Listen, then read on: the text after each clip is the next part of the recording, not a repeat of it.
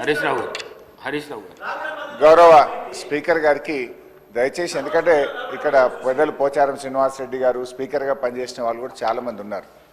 Cabinet is a collective decision. నేను చాలా సంవత్సరాల నుంచి ఈ సభలో ఉన్న తప్ప మంత్రి లేచి ఇంకొక మంత్రిని ప్రశ్నలు అడిగేటువంటి సంస్కృతి ఉండదు. బికాజ్ క్యాబినెట్ అనేది ఒక కలెక్టివ్ డెసిషన్. మంత్రి అనేది ఒక పోర్ట్ఫోలియో చూసినా అన్ని శాఖలకు సమానమైనటువంటి బాధ్యతను మంత్రి కలిగి ఉంటాడు. ఇవాళ మీరు కూడా దయచేసి నేను మీతో కోరేది ఏంటంటే, మీరు కూడా ఇట్లా ఒక మంత్రి లేచి ఇంకో మంత్రిని ప్రశ్నలు అడగడానికి అవకాశం ఇస్తే అసలు ప్రశ్నోత్తరాల సమయం యొక్క దాని మీనింగే మారిపోతుంది. అధ్యక్ష, దయచేసి లేని సంస్కృతిని తీసుకురావద్దు. మంత్రి అనే వాళ్ళు క్యాబినెట్లో మాట్లాడుకోవచ్చు. Government is a collective decision. ఇట్లా మినిస్టర్లు లేచి అడిగే సంస్కృతి ఉండదు. నంబర్ 1.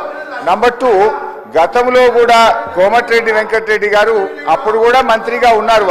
మరి వారి హయాంలోనే ఈ మూసి ఈ రకంగా జరిగింది. మీరు మంత్రిగా ఉన్నప్పుడు సరిగా చేసి ఉంటే ఈ పరిస్థితి ఎందుకు? కోమటిరెడ్డి వెంకటరెడ్డి హరీష్ రావు గారికి చెప్తున్నా, 21 సంవత్సరాలు అనుభవం ఉన్న హరీష్ రావు గారిని అడుగుతున్నా, మీకు ఎల్పీ లీడర్ లేడు, నువ్వు డిప్యూటీ లీడర్వా శాసనసభ్యునివా? క్వశ్చన్ అవర్లో నిన్న కూడా నువ్వు మైక్ తీసుకున్నావు, మా స్పీకర్ మంచోళ్ళు కాబట్టి నీకు మైక్ ఇచ్చాను. నీ ఏ హోదాలు అడుగుతున్నావు? నువ్వు ఏ హోదాలు నువ్వు మాట్లాడుతున్నావు? నువ్వు ఏ హోదాలా? గౌరవ్ సార్ ఒక నిమిషం సార్, చాలా ఇంపార్టెంట్ ఇది ఫర్ ఎవర్. తెలంగాణ ప్రజలకు తెలవాలి సార్. తెలంగాణ ప్రజలకు తెలవాలి. తెలంగాణ ప్రజలకు ప్రతిపక్ష నాయకుడు సంవత్సర కాలంగా సభకు రాకపోవడం ఈ సభనే కాదు, తెలంగాణ ప్రజలని అవమానపరిచినట్టుగా ప్రజలందరూ అనుకుంటారు. అధ్యక్ష, ఈయన డిప్యూటీ లీడరా సార్?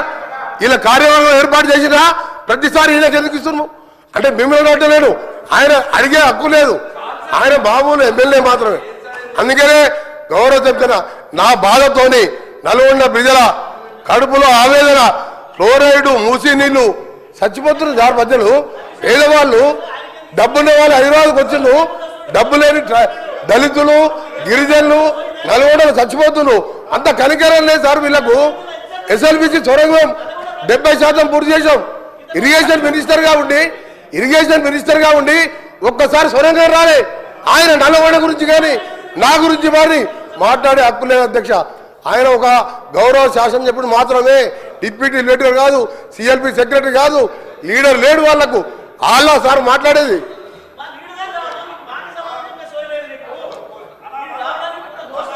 సార్, ఇప్పుడు ఈ రాష్ట్రాన్ని అతి ఎక్కువ కాలం పాలించింది కాంగ్రెస్ పార్టీ.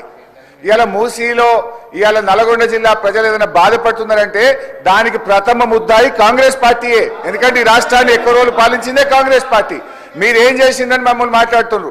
SRSP స్టేజ్ 2 పనులు పూర్తి చేసి కాళేశ్వరం జలాలను నల్లగొండ జిల్లా తుంగతుర్తి, సూర్యాపేట, కోదాడ ప్రజలకు అందించిన పార్టీ బీఆర్ఎస్ పార్టీ. అధ్యక్ష, అనవసరంగా ఒకరోజు చర్చ పెడదామంటే పెట్టండి. కాంగ్రెస్ పాలన ఏం చేసిందో మేమేం చేసాము. జరుగుతున్నది క్వశ్చన్ అవరు. క్వశ్చన్కు సూటిగా ప్రశ్నకు ఆన్సర్ జరిగితే 10 ప్రశ్నలు వచ్చేటువంటి అవకాశం ఉంటుంది. ప్రతిరోజు 3 ప్రశ్నలకు 4 ప్రశ్నలకే సభ పోతుంది కనుక దయచేసి మీరు ఒక్కొక్క ప్రశ్నను సూటిగా ప్రశ్న సమాధానం చెప్పేట్టు చూడండి. మంత్రులు లేసి రాజకీయ ప్రసంగాలు చేస్తే మేము ఇంటరప్ట్ చేయాల్సి వస్తుంది. దానికి అవకాశం ఇవ్వద్దని మిమ్మల్ని కోరుతున్నాం. గౌరవ సభ్యులు. Thank you sir.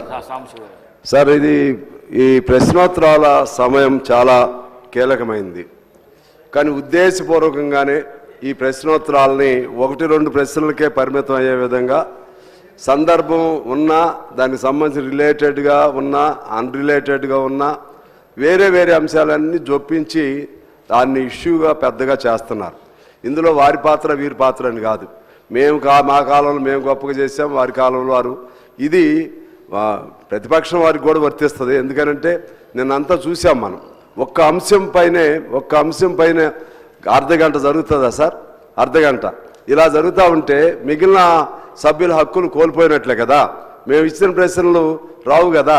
అందువల్ల దయచేసి సమయం మీరు 6 నిమిషాలు కేటాయించారు సార్, ఒక 2-3 నిమిషాలు ఎక్స్ట్రా ఉంటుంది.